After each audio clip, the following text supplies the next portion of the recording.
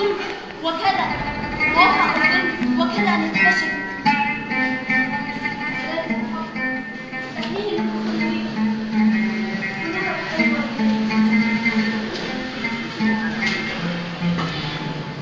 كالعادة أساسا وما ضعف وراءه.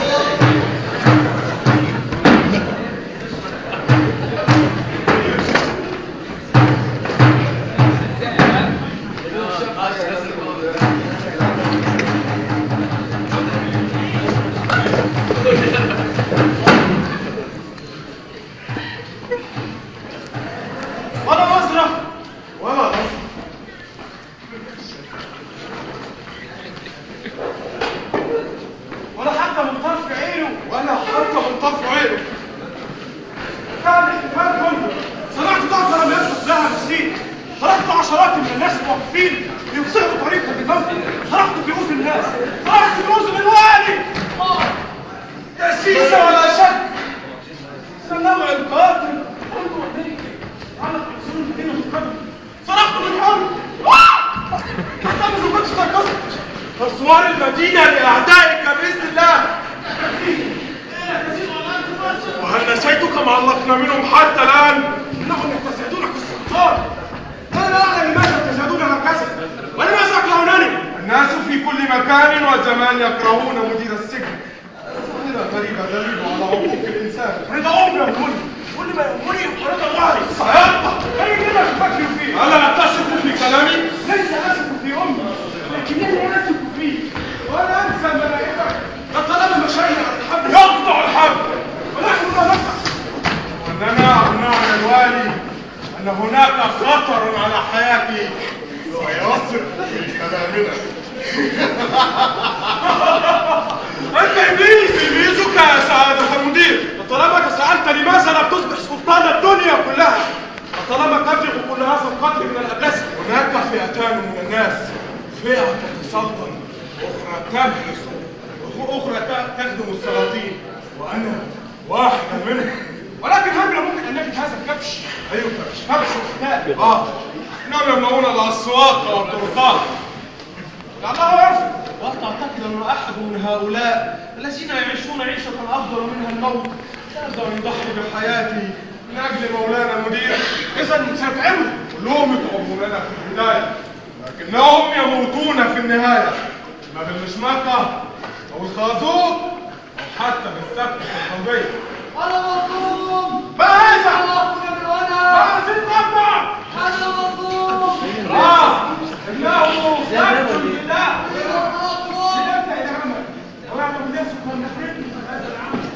أنا مظلوم.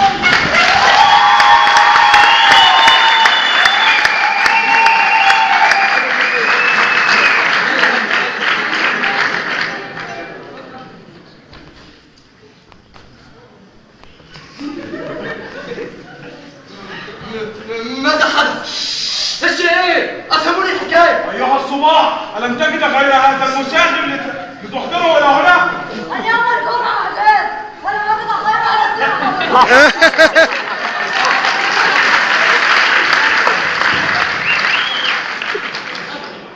اريد ان افهم.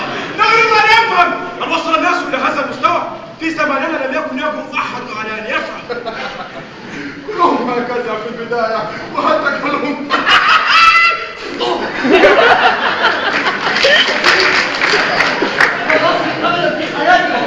لا إنه يصير ضجيجا حقيقيا. لو كان فيكم رجلا بمعنى الكلمه يقول لي ما تفعل. انا رجل شريف طيب هادئ، ولكن لماذا تأتون لي الى هنا؟ ها؟ انا رجل، كلموني انا الذي اصل. لماذا تصرخ؟ لا بني بريء. ومن قال لك أنك لست وليا؟ اذا لماذا انا هنا؟ هذا ليس عمل. امال عمل ايه؟ عملنا الذي نأخذ عليه راتبا آخر الشهر. كرم الله عليه. بارك الله لكم في عافيتكم وذريتكم.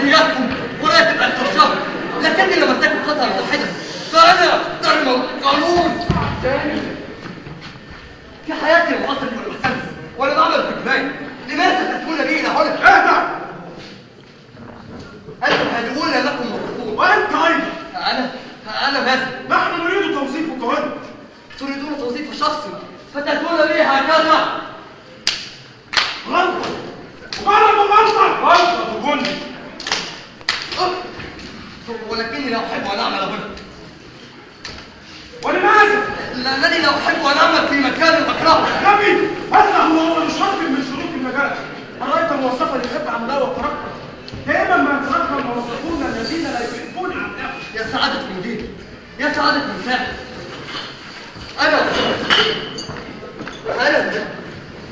أحب والله سكينة علي يأخذها الموت من الحزن الرياح المشاكل.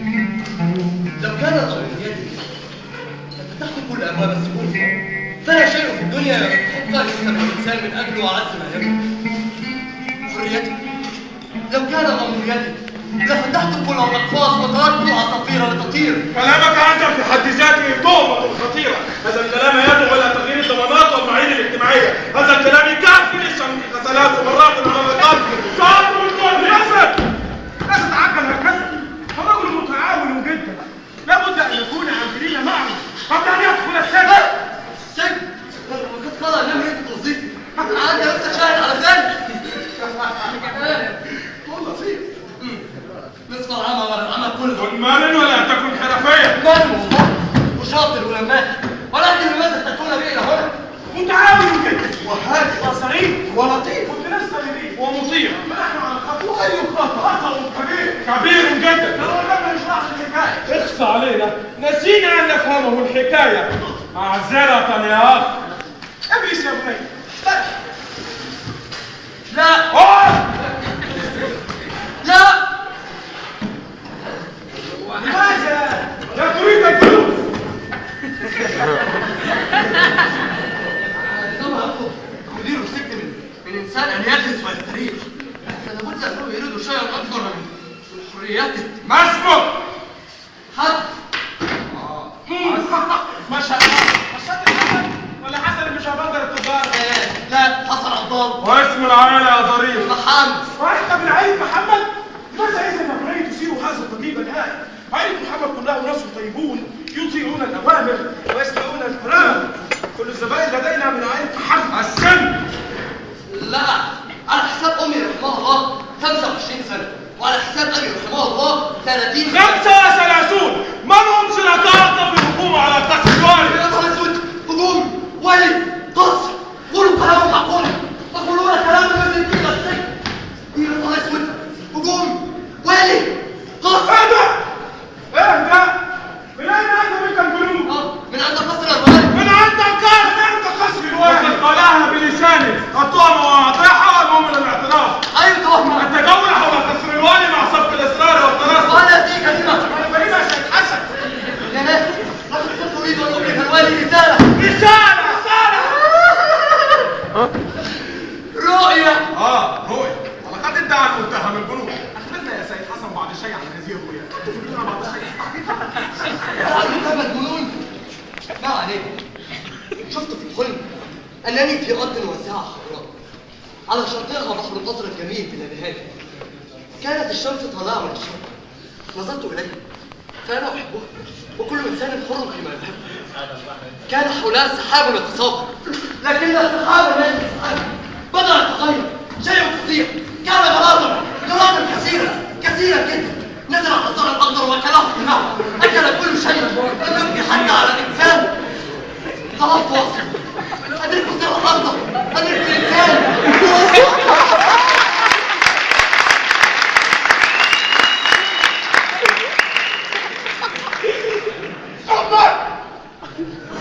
قلت أنه بوظيفتي أن أبلغ هذه الرسالة إلى الوالي. ولمن هو هذا الإنسان؟ لا، صوت داخلي أكد لي أن أحدا لن يستطيع فعل شيئا سوى الوالي. غريبة حكاية الفراغ هذه. ما هي علاقتك بهذا الفراغ؟ علاقتي بالفراغ؟ أيوة دي فوتة. إنها حلم. وإذا كان مجرد حلم يا فهد، لماذا إذا فيك إزعاج الوالي مني؟ لا، فقد وجدت نفسي منتفعا. منتفعا بلساني. المهم الاعتراف والتهمة واضحة. لا أفهم يا سادتي. التهمة أريد معرفة الخطوة التالية من وراء القضية. نكشف عن تاريخه. لابد أنه كان مرتكبا لشيء ما من قبل، وإذا لم يفعل فلابد أن أحد من عائلته قد فعل. أباه، خاله، عمه، مخيل يعني أنه كان متهما في تضييق جاهز تلك ده وسأسا فائد الوالي فورا. اهدأ. ولما لا أنا بكل منتفعا. قلت لك اهدأ. الوالي سيحول القضية على القاضي، وهذا الولد لم يعترف معه. اعترف يا ابني خلاص. اعترف ليه؟ والمتعاونة. متعاون والله، بس المطلوب صعب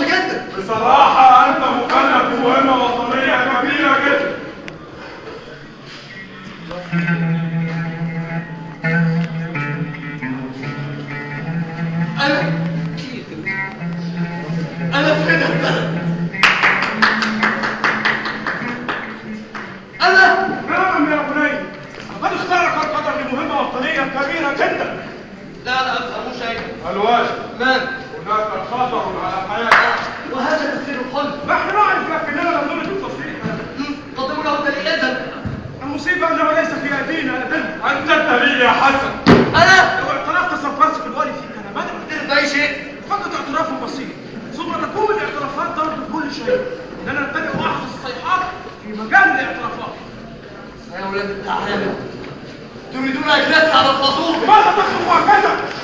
إنه مثال كامل من غباء يا سعادة المدير.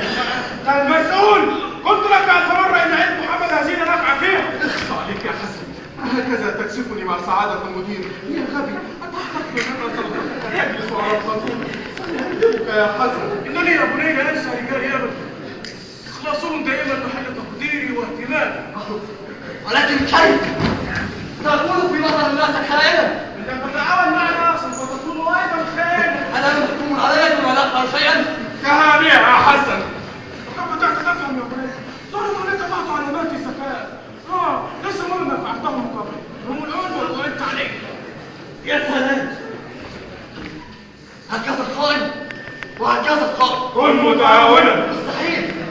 إما الموت أو الموت. فكر يا حسن. إما الخيانة أو الخيانة. وصاحبك يا حسن. إما السجن أو السجن. سننقذك يا حسن.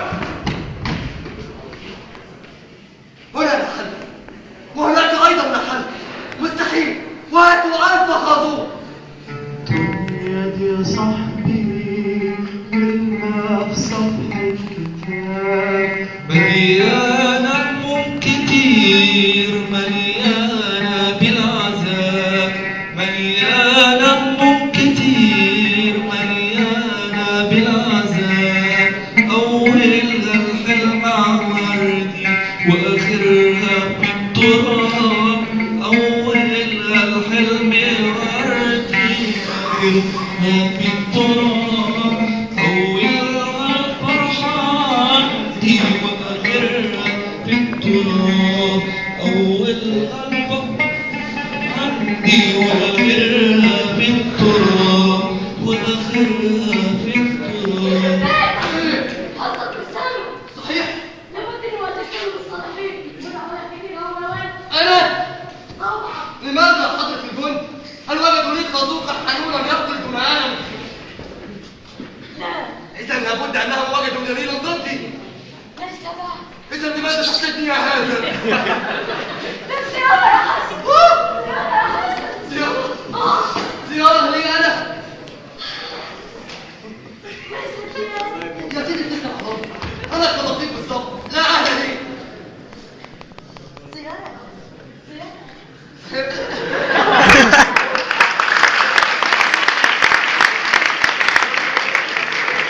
ارجع ورا عشان ما بتيجي في البداية. الحكومة لا ترضى صابر. يا رب، كنت أريد أن أقابل أهوالي، سيأتون بي إلى السجن، لا يكشف أنني في الطريق الصفراء. مدح يا رب. السيارة. استلم يا هيي.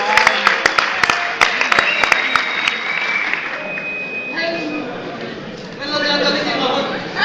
ما الذي أتى بك هنا؟ أنا اعتماد. أكيد عملت مصيبة. منك منك أنا لم أفعل شيئا. أكيد لا. عارفاك إذا بطريقة. أنا لم أصرف في حياتي. كذاب. 4 كذاب. وهل أنا لا أعلم أن تصرف الرمان من الفستان وكلنا في ابتداء لا يا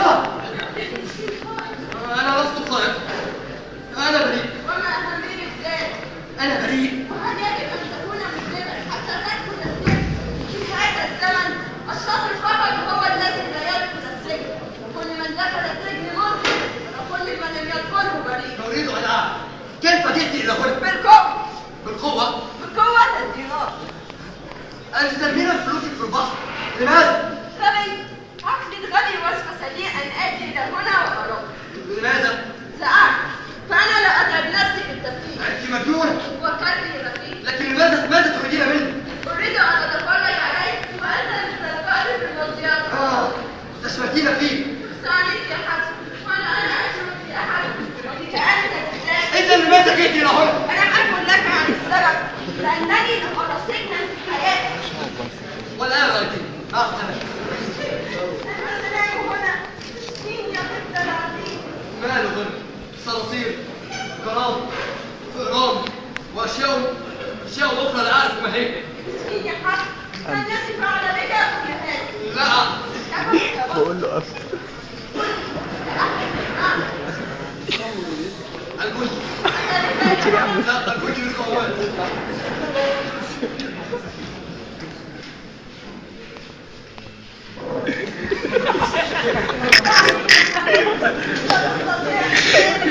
يخرب بيت إذا لم تصل في حالة هو سأصل في رأس الجندي. ولا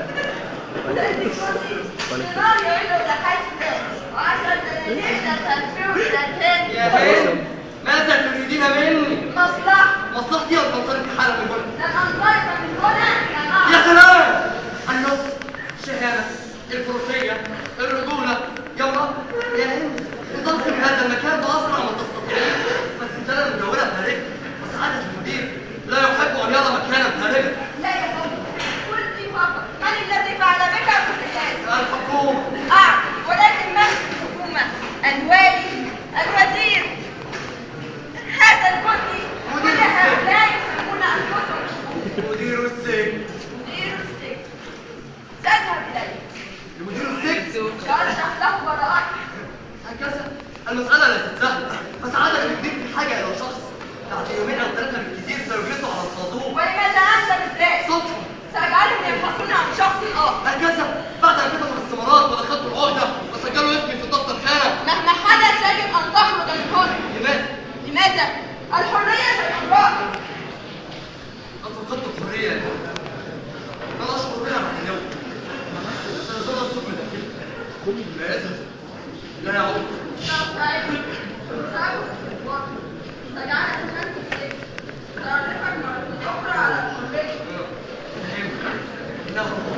وهل هذا معقول؟ أنا فقط أعطف عليك. اسمع، أنا لا أحب أن يعطف علي أحد ولا أن أعطف على أحد. ولكني أحب أن أعطف على أحد وأن يعطف علي أحد. هذا الإسماء الصوت. يا سيدي، ولكن أنا أريد بشكل بغير حب دخلت السجن. بالحب سأجلس على سوري يا الصندوق. عم سوري يا عم تقولش شكوك وقفت هنعمل ايه بس تمام. أنت الصلاة ما ترجعش في الدنيا. مناعمة عشان خاطر البحر. أكل الرماد من الإنسان يا حاج.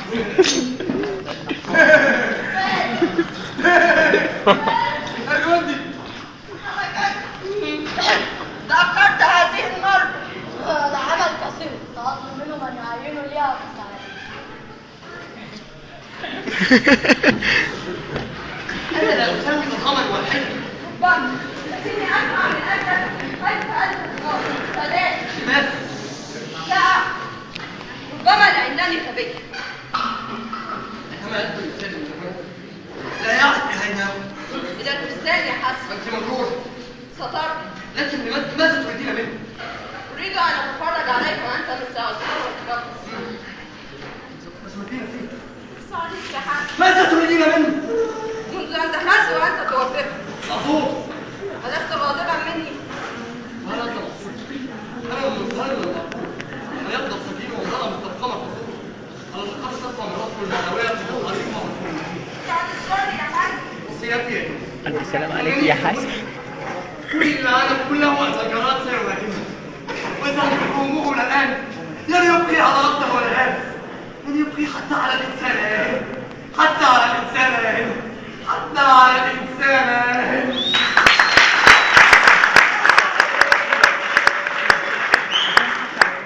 سلام عليك يا حسن. أي قرار؟ أنا عارفة أن السجن سيصيبك بالذنوب.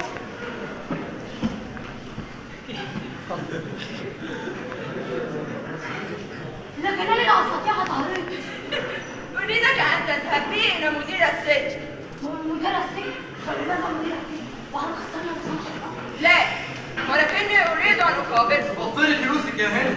فسعادة المدير لا يشتغل بأقل من 1000 دينار. دعني أفعل شيئا يا حسن. قد أكون أنبيا. إني أرى أن من لا يقدم لا يستحق الفوز. قد أكون أنبيا. إني أرى أن من يفرح سيستحق الفوز. قد أكون أنبيا يا حسن. لكني أرى أن من يحب يستحق الحب. عارفين العمار بالشكارة في الزيارة عارفين العمار بالشكارة في الزيارة والزيارة قد ايه الزيارة بالشطارة الزيارة قد ايه الزيارة بالشطارة انت عارفين تبقى ايه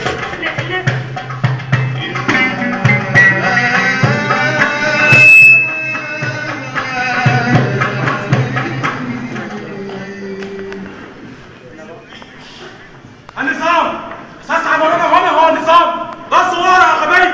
بند رقم 4 من مرسوم انشاء السجن. قلت لكم الف مره ان هناك 3 اماكن لا تدخلها المرأة: السجن والسجن. اهدى يا سعادة المدير.